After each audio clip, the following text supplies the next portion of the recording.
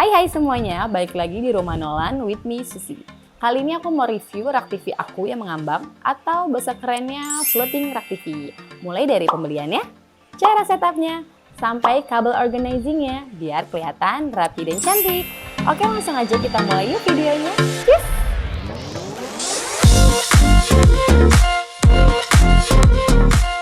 Oke, jadi aku mau sedikit cerita dulu ya.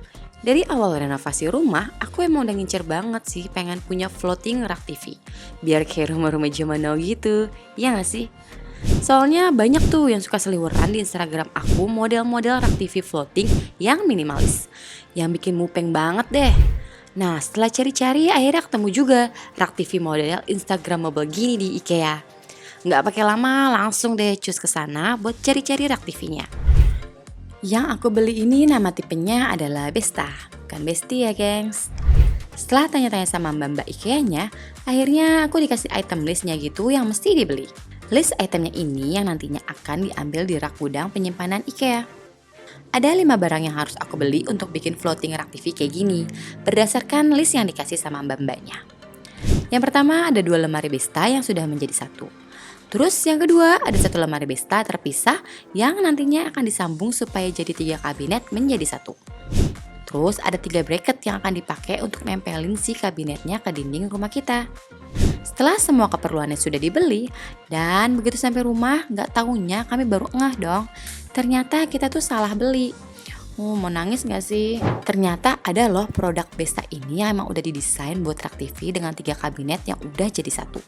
Bukan kabinet yang kayak aku beli ini yang mesti disambung lagi. Kesel. Tapi ya udah, daripada ribet komplain, jadi mending kita terima aja dengan berlapang dada. Karena emang salahnya aku juga sih nggak ngecek-ngecek websitenya IKEA dulu sebelum beli. Main datang aja ke sana dengan segala kesotoyan aku, karena udah ngebet banget pengen punya floating rak TV.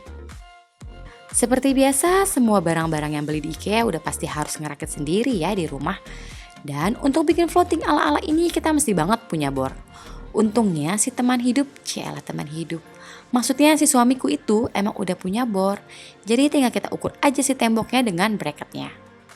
Tapi sebelum itu si bracket-bracket yang kepisah-pisah harus disambung jadi satu dulu. Terus dipasin juga sama belakangnya kabinet.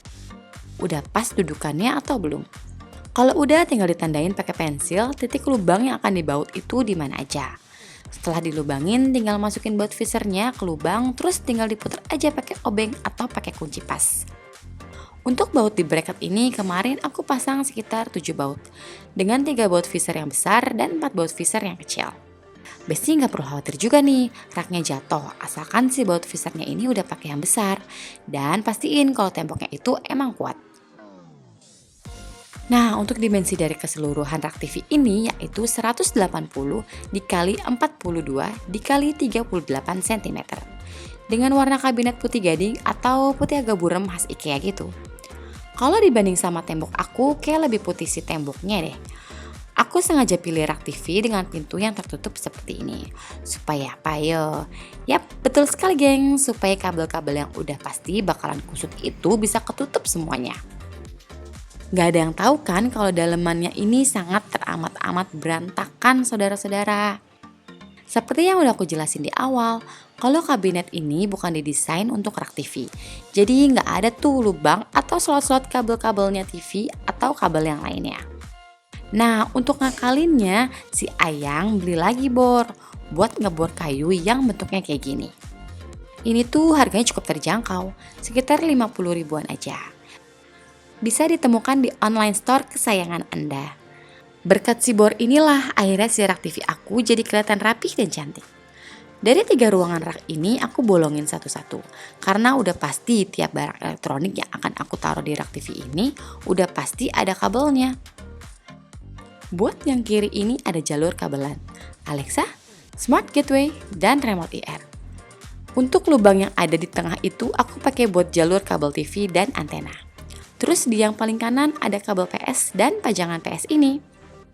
Selain lubang yang ada di atas, di bagian dalam sini juga terdapat lubang-lubang untuk jalur colokannya.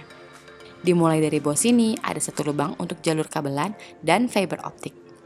Terus di tengah-tengah antara kedua kabinet aku lubangi juga supaya power socket bisa masuk. Terus di bagian paling ujung aku kasih lubang juga sebagai jalur utama colokan listrik yang akan menghubungkan semua device-nya ke soket. Oh iya, untuk proses lubang melubangi ini harus dibuat sebelum rak TV-nya ditempel ke tembok ya.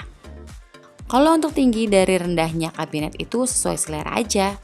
Jujur Li, ini rak TV ku ketinggian. Harusnya mungkin jarak antara lantai dan kabinet itu 30 cm aja. Nah, punyaku sepertinya kelebihan 15 cm. Jadi kelihatan agak ketinggian sedikit. Last but not least nih, untuk semakin mempercantik rak TV-nya, aku pasangin smart LED strip buatan Barbie. Nah, kenapa aku pakai smart LED strip? Alasannya supaya aku bisa atur kapan dia nyala dan kapan dia mati.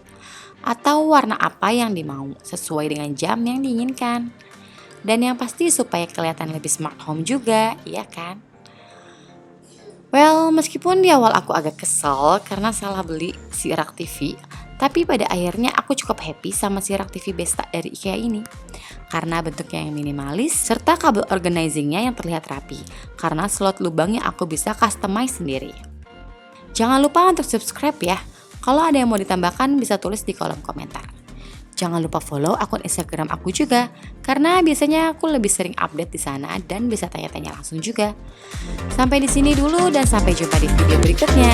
Bye bye.